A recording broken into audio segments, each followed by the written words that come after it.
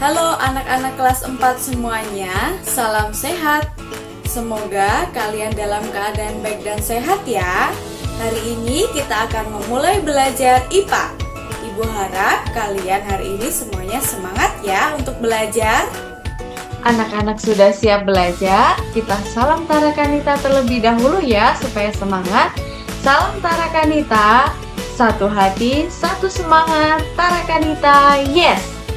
Oke, baik anak-anak, tujuan pembelajaran IPA hari ini yaitu diharapkan anak-anak mampu mengetahui daur hidup hewan dan mengetahui metamorfosis pada hewan. Penasaran materinya seperti apa? Yuk kita belajar anak-anak. Oke, apakah kalian di rumah memiliki hewan peliharaan? Tentunya punya ya anak-anak ya. Lalu, apakah hewan peliharaanmu mempunyai anak? Coba kalian amati. Lalu, apakah anak dari hewan peliharaan kalian sangat mirip dengan induknya? Coba kalian amati. Lalu, apa hubungannya pertanyaan ini ke materi kita? Ada yang tahu kita akan belajar apa hari ini? Iya, sebelumnya kita akan mengamati gambar terlebih dahulu anak-anak. Apakah gambar makhluk hidup pada gambar di samping itu mengalami perkembangan? Coba dilihat baik-baik. Tentu ya anak-anak ya, hewan pada gambar di samping mengalami perkembangan. Dari telur menetas menjadi ayam, lalu berkembang menjadi ayam dewasa. Bukan hanya ayam anak-anak, tetapi setiap hewan pasti akan mengalami perkembangan atau kita bisa sebut dengan daur hidup hewan. Apa itu daur hidup hewan? Daur hidup hewan adalah tahap perkembangan hewan sejak menetas atau lahir sampai menjadi hewan dewasa. Oke, kita lanjut ya anak-anak ya. Ternyata daur hidup hewan itu dibagi menjadi dua, apa saja? Yang pertama itu tanpa metamorfosis. Tanpa metamorfosis itu artinya tidak mengalami perubahan bentuk tubuh hewan yang baru lahir atau menetas. Bentuknya sama dengan induknya. Contohnya apa? Di sini ada hewan sapi. Dari hewan sapi lahir sampai dewasa itu memiliki bentuk yang sama. Ada juga contohnya adalah hewan ayam. Ya, setelah menetas, ayam akan sama bentuknya dengan ayam yang sudah dewasa. Yang kedua apa? Yang kedua yaitu dengan metamorfosis. Dengan metamorfosis artinya mengalami perubahan bentuk tubuh atau hewan yang baru lahir atau menetas bentuknya berbeda dengan induknya. Ya, di sini yang pertama ada metamorfosis sempurna. Apa itu? Yaitu pertumbuhan hewan dengan mengalami perubahan bentuk.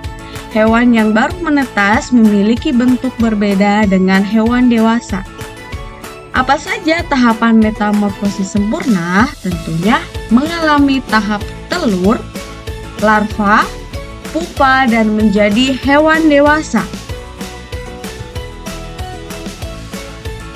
Oke, contoh hewan yang mengalami metamorfosis sempurna adalah katak.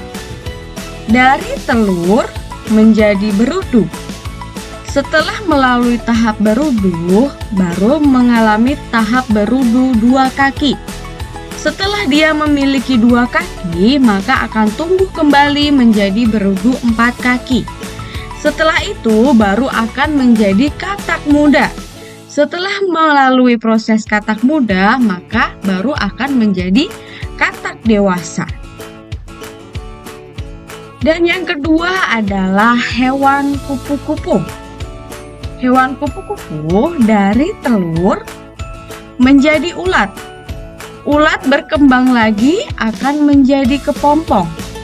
Setelah melalui tahap kepompong, maka akan menjadi atau akan menetas menjadi kupu-kupu muda. Setelah menetas, maka kupu-kupu itu akan menjadi kupu-kupu dewasa. Oke, kita lanjutkan. Yang ketiga adalah nyamuk.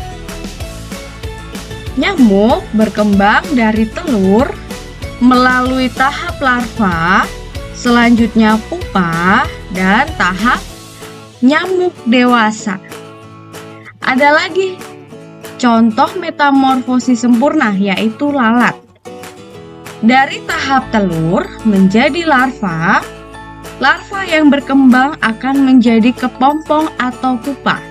Setelah itu menetas, baru akan menjadi lalat dewasa.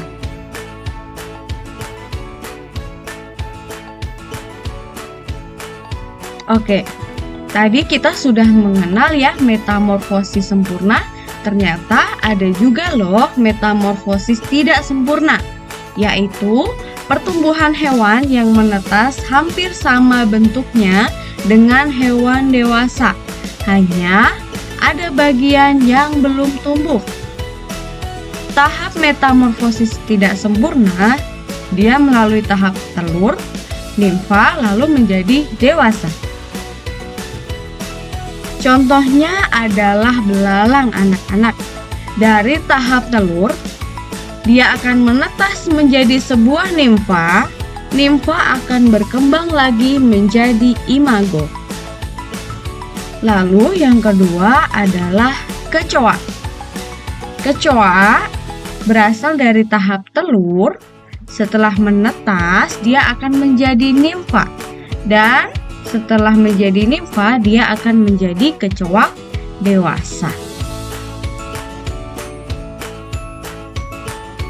Ada lagi contoh metamorfosis tidak sempurna, yaitu hewan capung.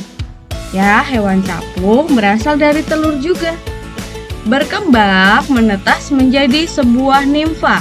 Lalu nimfa itu akan berkembang dan membentuk imago. Lalu yang keempat adalah jangkrik.